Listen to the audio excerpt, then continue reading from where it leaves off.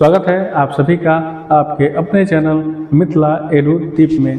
आज हम आए हैं हिंदी व्याकरण का एक हमारा नया अध्याय है, जिसमें इस अध्याय से हर परीक्षा में लगभग प्रश्न पूछे ही जाते हैं। और हमारा जो अध्याय है यह विराम चिन्ह। विराम चिन्ह हिंदी का एक बहुत ही महत्वपूर्ण अध्याय है। बहुत छोटा है लेकिन समझने में थोड़ा सा इसको जो है सो दिक्कत होता है, लोग नहीं समझ पाते हैं। इसलिए हम सबसे सरल और सबसे आसान भाषा में आपको बताने का प्रयास करेंगे। तो हमारा जो आज का विषय है हिंदी व्याकरण का विराम चिन्ह, इसको हम लोग देखेंगे। देखिए, विराम चिन्ह, विराम मतलब क्या होता है? विराम का मतलब होता है ठहराव और रुकना, यही तो होता है। विराम का मतलब विराम लगा देना, मतलब रुक जाना, रुकना, ठहरना, यही होता है। तो देखिए, इसकी एक छोटी सी परिभाषा है, उसको हम लोग देखते रहे। विराम चिन्ह वे होते हैं, विराम चिन्ह वे होते हैं जिनका प्रयोग लिखित भाषा में ठहराव, लिखित भाषा में ठहराव, इस चीज को ध्यान रखिएगा कि जिनका प्रयोग लिखित भाषा में ठहराव मतलब विराम, भाव अर्थ स्पष्ट करने के लिए और वाक्य की सही संरचना बताने के लिए किया जाता है। विराम चिन्ह का प्रयोग भाव को स्पष्ट करने के लिए, अर्थ को स्पष्ट करने के लिए और वाक्य को सही क्रम में, सही तरीके से लिखने के लिए जो है सो विराम चिन्ह का प्रयोग आवश्यक होता है। और दूसरा परिभाषा है, एक और देखिए, एक और परिभाषा है कि लिखते समय जहां रुकना हो, जोर देना या भाव स्पष्ट करना आवश्यक हो, जहां लिखते समय रुकना, जोर देना, भाव स्पष्ट करना ये आवश्यक है। तो क्या करेंगे? जिन संकेतों का प्रयोग होता है उसे क्या कहा जाता है? उसे विराम चिन्ह कहा जाता है। रुकने के लिए, ठहराव के लिए जिस चिन्ह का प्रयोग होता है उसे हम क्या कहते हैं? विराम चिन्ह कहते हैं। अगला देखिए, अगला है कि आखिर विराम चिन्ह की जरूरत क्यों पड़ी? हमें विराम चिन्ह की जरूरत क्यों पड़ी? तो विराम चिन्ह की जरूरत इसलिए पड़ी कि यहाँ पर देखिए, विराम चिन्हों की आवश्यकता निम्नलिखित कारणों से होती है। पहला देखिए, पहला है अर्थ स्पष्ट करने के लिए। अर्थ को स्पष्ट करने के लिए जो है सो किसका प्रयोग किया जाता है? विराम चिन्ह का प्रयोग किया जाता है। बिना विराम चिन्ह के वाक्य का अर्थ बदल सकता है। बिना विराम चिन्ह के वाक्य का जो है सो अर्थ बदल सकता है। दूसरा देखिए, दूसरा है पढ़ने में सुविधा के लिए। पढ़ने में क्या? सुविधा के लिए। जैसे कॉमा रहेगा, पूर्ण विराम रहेगा तो वहां पे क्या होता है? हमको थोड़ा सा आराम मिल जाता है, थोड़ा सा हम रुक जाते हैं। धारा प्रवाह न पढ़ के थोड़ा सा विराम हम करते हैं, थोड़ा सा रुकते हैं। तो ये है पढ़ने में सुविधा के लिए। और पढ़ते समय रुकने और गति का पता चलता है। पढ़ते समय रुकने और गति का पता चलता है। तीसरा है भाव प्रकट करने के लिए। भाव प्रकट करने के लिए जैसे चिन्ह से ही होगा। जैसे मान लीजिए कि किस चिन्ह से, किस प्रकार का चिन्ह रहेगा तो हम आश्चर्य प्रकट करेंगे, किस प्रकार का चिन्ह रहेगा तो लगेगा कि हमसे प्रश्न पूछा जा रहा है। तो इन सब चीजों के लिए होता है भाव प्रकट करने के लिए। प्रश्न करके आश्चर्य का भाव, आदेश का भाव आदि का भाव स्पष्ट होता है। यहाँ पर प्रश्न हो, आश्चर्य का भाव हो, आदेश का बोध हो, तो इन सब के लिए क्या होता है? विराम चिन्ह का प्रयोग होता है। अगला चौथा नंबर है कि भ्रम से बचाने के लिए गलत अर्थ निकलने की संभावना कम होती है। जब विराम चिन्ह लगाते हैं तो गलत अर्थ निकलने की संभावना क्या होती है? कम हो जाती है। पांचवा देखिए, वाक्य को सुंदर और व्यवस्थित बनाने के लिए। वाक्य को सुंदर और व्यवस्थित बनाने के लिए किसका प्रयोग होता है? विराम चिन्ह का। लेखन प्रभावशाली बनता है। जब हम जिस चिन्ह का हमें जरूरत हो, अगर उसका हम प्रयोग करते हैं तो क्या होगा? लेखन और भी ज्यादा प्रभावशाली होगा। अगला देखते हैं, देखिए यहाँ पे एक उदाहरण के माध्यम से देखते हैं। ये जो लिखा हुआ है उदाहरण, वो बिना विराम चिन्ह के लिखा हुआ है। लिखा हुआ है राम मोहन से बोला नहीं जाएगा। राम मोहन से बोला नहीं जाएगा। हम देखिए कहीं भी यहाँ पे विराम चिन्ह का प्रयोग नहीं हुआ है, इसीलिए हमको एक ही बार में हमको पढ़ना होगा। जहां भी अगर विराम चिन्ह, कोई भी विराम चिन्ह नहीं होगा तो इस पूरा वाक्य को एक ही बार में पढ़ना होगा। राम मोहन से बोला नहीं जाएगा, इसका कोई अर्थ नहीं रहता है, अर्थ का अनर्थ हो जाता है। इसीलिए जब भी विराम सहित यहाँ पे प्रयोग हुआ है, सेम वाक्य लिखा हुआ है और इसमें देखिए राम कॉमा लग गया तो हम लोग क्या करेंगे, रुक जाएंगे। यहाँ पे एक चिन्ह लगा हुआ है, इस चिन्ह को देखते हुए हम लोग क्या करेंगे, रुक जाएंगे। राम मोहन से बोला नहीं जाएगा, राम कहता है कि मोहन से बोला नहीं जाएगा, इस चिन्ह के माध्यम से हमें पता चलता है। तो देखिए भाषा को स्पष्ट, शुद्ध और प्रभावशाली बनाने के लिए विराम चिन्हों का प्रयोग अत्यंत आवश्यक है। भाषा को प्रभावशाली बनाने के लिए, लेखन को प्रभावशाली बनाने के लिए हमें विराम चिन्हों का प्रयोग अत्यंत आवश्यक है। अगला देखते हैं विराम चिन्ह हम लोग अपना। देखिए यहाँ पे है कि हिंदी भाषा में प्रचलित प्रमुख विराम चिन्ह, हिंदी भाषा में प्रचलित प्रमुख विराम चिन्ह। तो देखिए यहाँ पे है पहला यहाँ पे चिन्ह का नाम है कि किस प्रकार का चिन्ह है, उसका नाम क्या होगा, और यहाँ पे चिन्ह है। तो देखिए यहाँ पे पूर्ण विराम या पूर्ण विराम का चिन्ह कैसा है, ऐसे होता है, ठीक है। दूसरा है अर्ध विराम, दूसरा क्या है, अर्ध विराम, और अर्ध विराम का चिन्ह होता है एक बिंदी और नीचे ऐसे क्या करना, कॉमा लगा देना। इसको अल्प विराम कहा जाता है, इसको क्या कहा जाता है, अल्प विराम। लेकिन अगर ऊपर एक बिंदी लग गया तो क्या हो जाएगा, अर्ध विराम। तीसरा होता है अल्प विराम। अल्प विराम में केवल ऐसे कॉमा, जो बार बार हम लोग कहते हैं ना, कॉमा लगा देना, तो ये अल्प विराम का चिन्ह होता है, ठीक है। अगला है उपविराम। उपविराम होता है यहाँ पे जैसे विसर्ग का चिन्ह होता है वैसे ही उपविराम का चिन्ह होता है। अगला है प्रश्नवाचक चिन्ह। अगला क्या है, प्रश्नवाचक चिन्ह। तो प्रश्नवाचक चिन्ह आप सभी लोग जानते हैं कि प्रश्नवाचक चिन्ह ऐसे लगाया जाता है। अगला देखते हैं, अगला छठवां है विस्मयादिबोधक चिन्ह। इसमें चिन्ह होता है आश्चर्य का भाव, दुख का भाव, शोक का भाव प्रकट करने के लिए इस चिन्ह का प्रयोग होता है। अगला है उद्धरण या अवतरण चिन्ह। इसका प्रयोग होता है, देखिए यहाँ से ध्यान दीजिएगा, ये चिन्ह यहाँ पे आके दोनों नीचे मिलता है और यहाँ पे ऊपर वाले साइड में यहाँ पे होता है। मतलब कोई भी शब्द लिखते समय, कोई भी हम लोग एक वाक्य लिख रहे हैं, उस वाक्य में अगर किसी चीज को विशेष रूप से दर्शाना हो तो इस चिन्ह का प्रयोग होता है। और अगला है योजक चिन्ह। अगला क्या है, योजक चिन्ह। योजक चिन्ह का प्रयोग होता है छोटा सा, देखिएगा ये निर्देशांक चिन्ह है और योजक चिन्ह में बस थोड़ा सा अंतर होता है, ये छोटा है तो योजक चिन्ह, यही चिन्ह अगर बड़ा हो जाएगा तो क्या हो जाएगा, निर्देशांक चिन्ह। अगला है अधोरेखा चिन्ह। इसमें डबल ऐसे दे दिया जाता है निशान, अधोरेखा इसको कहते हैं। अगला है कोष्ठक है, तो इसमें देखिए 3 प्रकार के हैं, ये दूसरा और तीसरा 3 प्रकार के हैं, एक को बड़ा, एक को छोटा और एक को मझला कहा जाता है। ये हो गया। और उसके बाद अगला है हंस पद। ये है दृष्टिबोधक चिन्ह है। यहाँ पे लिखते समय जैसे लिख रहे हैं कि राम घर जाता है, तो अगर उसमें घर छूट गया तो उस चिन्ह को हम ऐसे लिख के और ऊपर घर लिख देते हैं, ये वाला होता है। अभी हम इसको एक एक करके समझाएंगे उदाहरण के माध्यम से। अभी पहले आप लोग इसका नाम जान लीजिए। अगला है लाघव चिन्ह। लाघव चिन्ह यहाँ पे जैसे लिखा रहता है, ये जैसे डॉक्टर लिखना है, डा लिख के उसके बाद ऐसे लिख देते हैं ना, तो ये हो गया हमारा क्या, लाघव चिन्ह। अगला है लोप चिन्ह। लोप चिन्ह का मतलब होता है कि मुझे भी जाना था। कहीं कोई वाक्य है जिसमें अधूरापन है, जैसे कोई व्यक्ति है जो बाजार गया और बाजार से जो है सो कपड़ा खरीद के लाया, तो आप भी अगर अपना भाव प्रकट करने चाह रहे हैं तो कहें अरे मुझे भी जाना था ... तो यही हो गया, डॉट बोलते हैं इसको, लोप चिन्ह को। ऐसे करके ये क्या हो गया, लोप चिन्ह। अगला है तुल्यता सूचक या समानता सूचक। तुल्यता मतलब बराबर, तुल्यता का मतलब क्या, बराबर, या समानता सूचक का मतलब बराबर। अगला देखते हैं, अगला है कि टीका सूचक।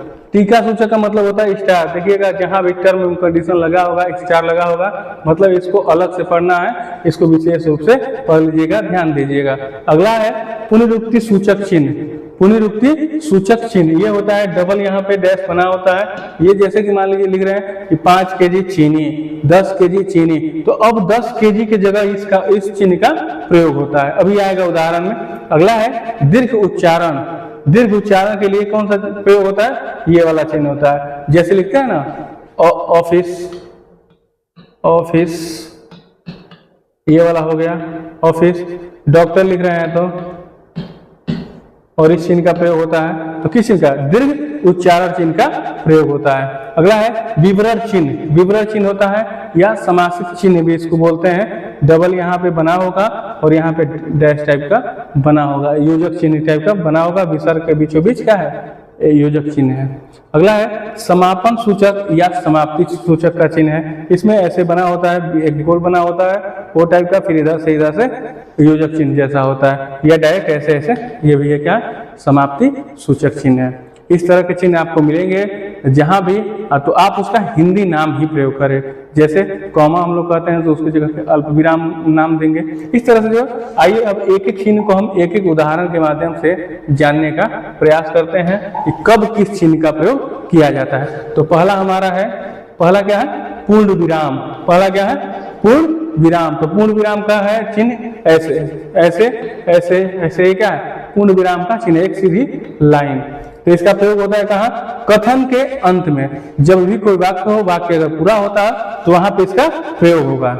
कथन के अंत में, देख लीजिए इसका प्रयोग कहाँ होता है? पूर्ण विराम का प्रयोग होता है कथन के अंत में। एक उदाहरण देखिए, उदाहरण है कि राम विद्यालय जाता है, वाक्य क्या हो गया? पूरा हो गया। तो यहाँ पे क्या हो गया?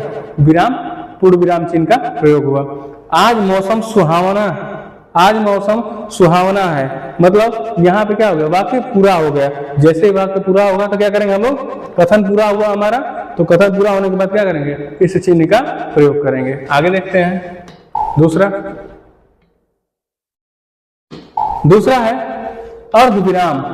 अर्धविराम चिन्ह का एक ऊपर बनाएंगे अनुस्वार और उसके नीचे एक क्या करेंगे? अल्पविराम का चिन्ह बना देंगे, तो ये हो जाएगा अर्धविराम। इसका प्रयोग देखिए कि अर्धविराम का प्रयोग कहाँ होता है? तो दो जुड़े हुए स्वतंत्र वाक्यों के बीच, दो जुड़े हुए स्वतंत्र वाक्यों के बीच। एक उदाहरण देखिए, वह पढ़ना चाहता था, वह पढ़ना चाहता था। देखिए एक वाक्य दूसरे पे क्या है? निर्भरता है, जुड़ा हुआ है, पर समय नहीं मिला। वह पढ़ना चाहता था लेकिन समय नहीं मिला। तो दो जुड़े हुए स्वतंत्र वाक्यों के बीच इसका प्रयोग होता है। देखिए यहाँ पर वह पढ़ना चाहता था लेकिन क्या हुआ? समय नहीं मिला। दो वाक्य जुड़े हुए हैं। मैं गया, मैं गया, उसने मना कर दिया। मैं वहां पर पहुंच गया और उसने क्या कर दिया? मना कर दिया। तो एक वाक्य दूसरे वाक्य से जुड़ा हुआ है, तो उन दोनों वाक्यों के बीच किसका प्रयोग होगा? उन दोनों वाक्यों के बीच अर्धविराम चिन्ह का प्रयोग होता है। अगला देखते हैं तीसरा। तीसरा है अल्प विराम। यही जो कॉमा कॉमा आप लोग कहते रहे, तो ये क्या है? अल्प विराम। अल्प विराम का प्रयोग होता है वाक्य में हल्का ठहराव के लिए, कुछ पल के लिए रुकने के लिए इसका जो है सो चिन्ह का प्रयोग किया जाता है। उदाहरण देखिए, उदाहरण देखिए, राम, श्याम, मोहन मित्र हैं। राम, श्याम, देखिए अगर ये चिन्ह नहीं रहता तो बोलते हैं राम, श्याम, मोहन मित्र हैं। लेकिन अगर इसमें हम लोगों को जो है सो ठहराव चिन्ह लगा हुआ है तो उसमें आराम से पढ़ते चलेंगे। राम, श्याम, मोहन क्या है? मित्र हैं। ये क्या लिखा हुआ है? मित्र। ये दोनों क्या है? मित्र हैं। हाँ मैं आऊंगा, हाँ मैं आऊंगा, मतलब वाक्य को अपने पहले वाले पद को पूरा करके और दूसरे वाले को भी पूरा कर देना है। उनके बीच जो है सो किसका प्रयोग होता है? हल्का ठहराव के लिए। हाँ मैं आऊंगा, हाँ मैं आऊंगा। अगर इसी नहीं होता तो डायरेक्ट हम लोग कहते हैं हाँ मैं आऊंगा, हाँ मैं आऊंगा। लेकिन इस चिन्ह का प्रयोग हो जाने के कारण होता है कि हाँ मैं आऊंगा। अगला देखते हैं चौथा हमारा। चौथा है उपविराम। चौथा क्या है? उपविराम। उपविराम जो विसर्ग वाला चिन्ह होता है वही है। अब प्रयोग होता है आगे विवरण बताने के लिए। यह मतलब आगे की सूचना बताने के लिए, आगे क्या होगा इसको बताने के लिए इस चिन्ह का प्रयोग होता है। तो देखिए उदाहरण है, सूचना यह है, सूचना यह है, तो इस विवरण चिन्ह का प्रयोग है कि आखिर क्या सूचना है आगे वो बताने के लिए। तो कल अवकाश रहेगा, सूचना यह है कि कल क्या रहेगा, अवकाश रहेगा, छुट्टी रहेगा। अगला है कारण स्पष्ट है, कारण क्या है, स्पष्ट है और वह बीमार था। कारण स्पष्ट है और इस चिन्ह को क्या कर रहा है, आगे विवरण बताने के लिए। जैसे ये चिन्ह लगा मतलब आगे कुछ न कुछ है, आगे कोई न कोई बात है, तो वही आगे क्या है, वह बीमार था। अगला चिन्ह देखते हैं। अगला चिन्ह है कि प्रश्नवाचक चिन्ह। क्या है, प्रश्नवाचक चिन्ह। तो देखिए प्रश्नवाचक चिन्ह ऐसे बना हुआ है और यहाँ पे क्या करते हैं, एक नीचे बिंदु लगा देते हैं। तो इसका प्रयोग होता है प्रश्नवाचक वाक्यों में। जब प्रश्नवाचक वाक्य होगा, प्रश्न जैसे कहाँ, कैसे, क्यों, ये सब अगर बीच में लगा होगा तो इस चिन्ह का प्रयोग होगा। पहला है तुम कहाँ जा रहे हो, तुम कहाँ जा रहे हो, तो जैसे ही कहाँ लगा होगा हो जाएगा प्रश्नवाचक चिन्ह। अगला है, इसी का एक और उदाहरण है कि क्या आज परीक्षा है, क्या आज परीक्षा है, तो जैसे ही क्या लगा तो क्या हो जाएगा, क्या, कैसे, क्यों, ये सब क्या है, प्रश्नवाचक शब्द है। तो इनके लगने से क्या होगा, ये चिन्ह बदल जाता है, चिन्ह ही बन जाता है। अगला देखते हैं छठवां है विस्मयादिबोधक चिन्ह। एक ऐसे लाइन बनाएंगे छोटा सा और उसके नीचे एक अनुस्वार का चिन्ह दे देंगे, तो क्या हो जाएगा, ये विस्मयादिबोधक चिन्ह। इसमें प्रयोग है, प्रयोग देख लीजिए कहाँ कहाँ होता है, आश्चर्य में, खुशी में और दुख में इसका प्रयोग होता है। उदाहरण देखिए, वाह वाह कितना सुंदर दृश्य है, वाह मन में आश्चर्य के भाव, अरे वाह कितना सुंदर दृश्य है, अरे तुम यहाँ कैसे, मतलब वो सोच भी नहीं सकता कि वो व्यक्ति यहाँ पे आ जाएगा, लेकिन वह अचानक आ जाता है। तो इस जो है ये आश्चर्य भरे लहजे में वह पूछता है कि अरे तुम यहाँ कैसे। तो इस आश्चर्य प्रकट करने के लिए विस्मयादिबोधक चिन्ह का प्रयोग होता है। दुख के लिए विस्मयादिबोधक शब्द चिन्ह का प्रयोग होता है। अगला देखते हैं। अगला है कि उद्धरण या अवतरण चिन्ह। इसका प्रयोग देखिए, इसका प्रयोग है कि किसी के कथन को दिखाने के लिए, किसी के कथन को दिखाने के लिए। जैसे उदाहरण है, गांधी जी ने कहा, गांधी जी ने कहा सत्य ही ईश्वर है। इनके कथन को, गांधी जी के कथन को दिखाने के लिए कौन से चिन्ह का प्रयोग है, या किसी भी व्यक्ति के जो है सो कथन को दिखाने के लिए प्रयोग होता है किस चिन्ह का, अवतरण या उद्धरण चिन्ह का। तो गांधी जी ने कहा सत्य ही ईश्वर है। दूसरा है शिक्षक बोले समय पर आओ, शिक्षक क्या बोले, समय पर विद्यालय आओ। अगला देखते हैं। अगला है योजक चिन्ह। देखिए योजक चिन्ह और निर्देशक चिन्ह में थोड़ा सा अंतर होता है। योजक चिन्ह थोड़ा छोटा होता है और निर्देशक चिन्ह बड़ा होता है। तो योजक का देखिए, योजक चिन्ह का प्रयोग होता है कहाँ, इसका प्रयोग होता है शब्द को जोड़ने में, शब्द को जोड़ने में। तो उदाहरण देखिए, हिंदी अंग्रेजी, इसको जोड़ दिया, माता पिता भाई बहन, ऐसे शब्दों को क्या करता है, जोड़ता है, उसको क्या कहते हैं, योजक चिन्ह। अगला देखिए, अगला है निर्देशांक या डैश। योजक चिन्ह से उसका चिन्ह थोड़ा सा बड़ा होता है। प्रयोग देखिए, अचानक, रुकावट या जोड़, अचानक, रुकावट या जोड़। उदाहरण, वह आया और चला गया। क्या है, अचानक, रुकावट या जोड़। अचानक रुक गया, वह आया और चला गया। इन शब्द के लिए मतलब दोनों अचानक से कोई शब्द घटना घटा, उस घटना को बताने के लिए और फिर जोड़ने के लिए, उस घटना के बाद की जो स्थिति है उसको जोड़ने के लिए प्रयोग होता है निर्देशक चिन्ह का या डैश या निर्देशांक चिन्ह का। अगला उसमें है राम जो मेरा मित्र है यहाँ रहता है। राम जो मेरा मित्र है कहाँ रहता है, यहाँ रहता है। इस जोड़ने वाले शब्द हैं, जोड़ने वाले वाक्य हैं। यहाँ पर देखिए, इस शब्द को जोड़ रहा है इससे और इससे, यहाँ पर तीनों को एक दूसरे से जोड़ रहा है। अचानक। अगला देखते हैं। अगला है अधोरेखा या रेखांकन। ये देखिए नीचे होता है यहाँ पे। जैसे इसका हम लोग प्रयोग करते हैं इंस्टाग्राम आईडी बनाने में, देखिएगा आप लोग इसका प्रयोग किया जाता है। अधोरेखा चिन्ह का प्रयोग, अधोरेखा चिन्ह का प्रयोग इस सब किया जाता है। रेखांकन चिन्ह का प्रयोग कब किया जाता है, इंस्टाग्राम आईडी वगैरह बनाने में। जैसे लिखा होगा पी, सब इसमें पी आर ए, फिर रेखांकन चिन्ह ऐसे करके, फिर चाहे क्वीन लिखा हो, प्रिंसेस लिखा हो, झंझारपुर का छोरा लिखा हो, छोरी, मतलब इस तरह के जो है, मतलब इंस्टाग्राम पे आप देखिएगा आईडी बनाने में इसका क्या होता है, इस चिन्ह का प्रयोग होता है, अधोरेखा या रेखांकन का प्रयोग। देखिए महत्वपूर्ण शब्द दर्शाने के लिए, महत्वपूर्ण शब्द दर्शाने के लिए इसका उदाहरण है ईमानदारी सबसे बड़ा गुण है, ईमानदारी सबसे बड़ा गुण है। तो देखिए इसमें क्या दिखाएगा, महत्वपूर्ण शब्द को दिखाने के लिए क्या है, इसमें ईमानदारी सबसे महत्वपूर्ण शब्द है। परिश्रम सफलता की कुंजी है, तो क्या है, परिश्रम इसमें मेन है। अगला देखते हैं, अगला है कोष्ठक। इसमें देखिए 3 प्रकार के कोष्ठक हैं, इन तीनों का प्रयोग देखिए अतिरिक्त जानकारी देने में, अतिरिक्त जानकारी देने में, जैसे उदाहरण है पटना, पटना का है, पटना के बारे में अतिरिक्त जानकारी देना है तो इसका प्रयोग है बिहार की राजधानी है।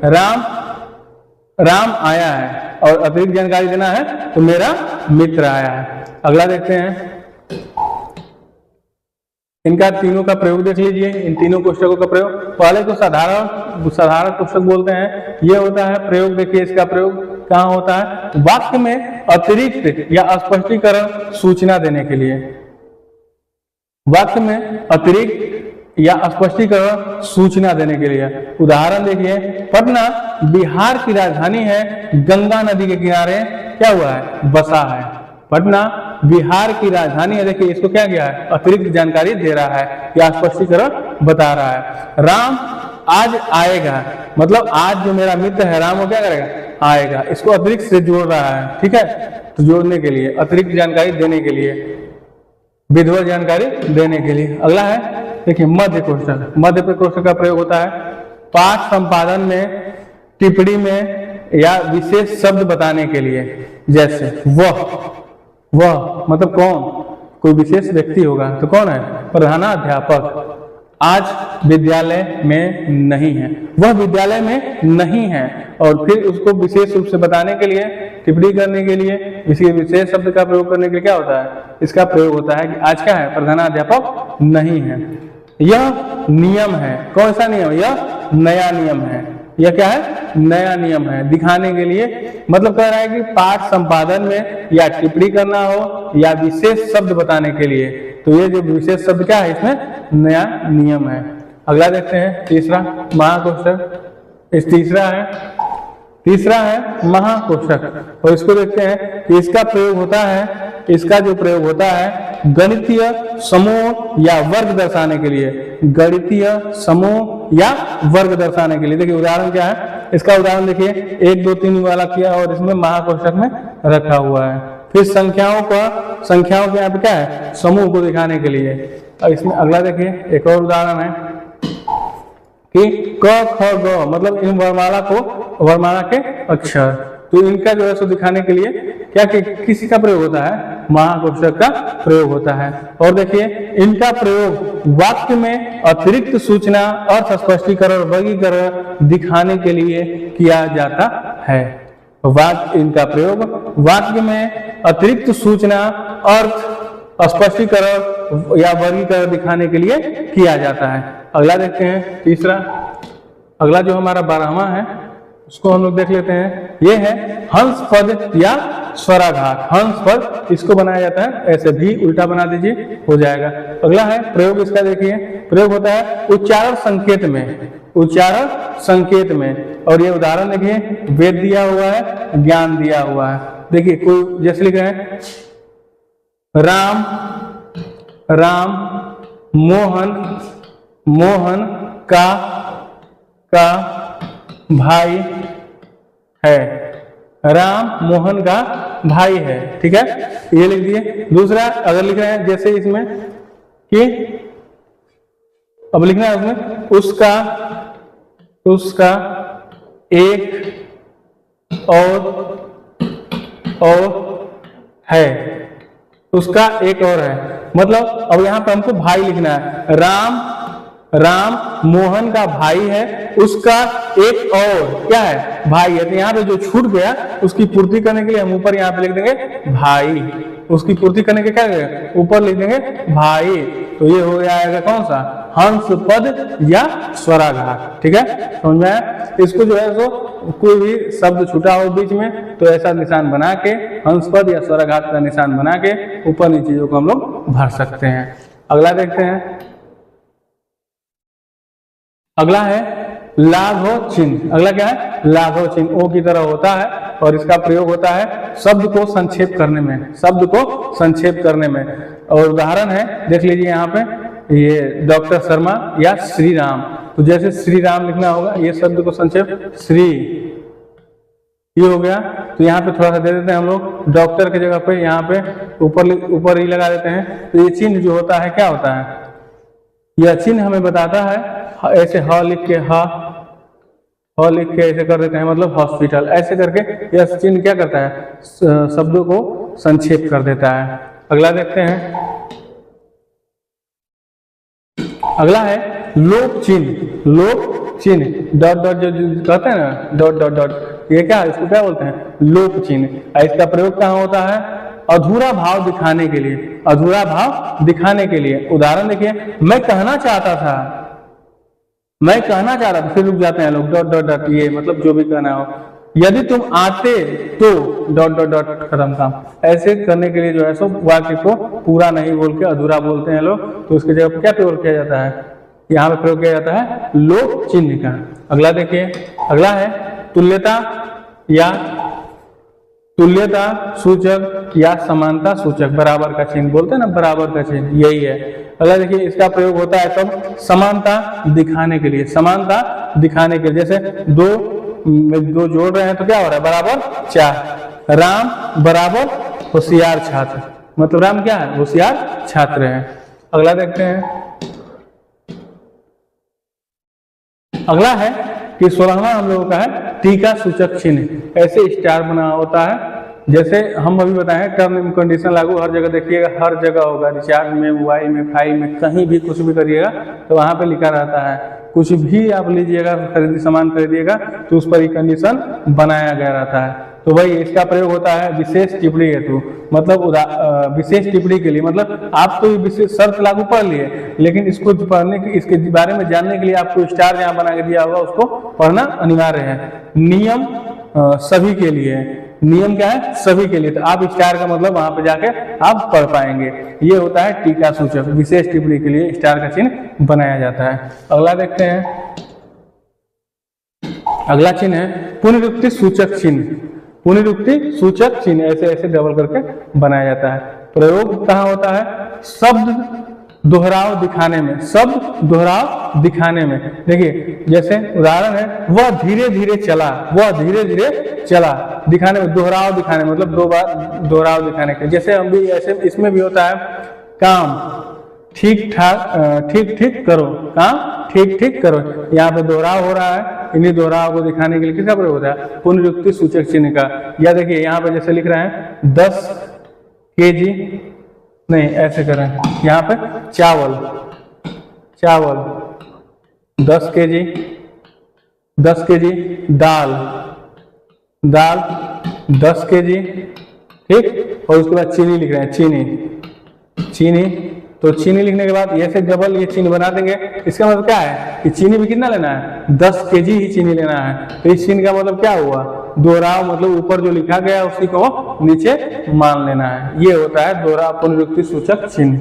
अगला देखते हैं, अगला है दीर्घ उच्चारण, दीर्घ उच्चारण चिन्ह।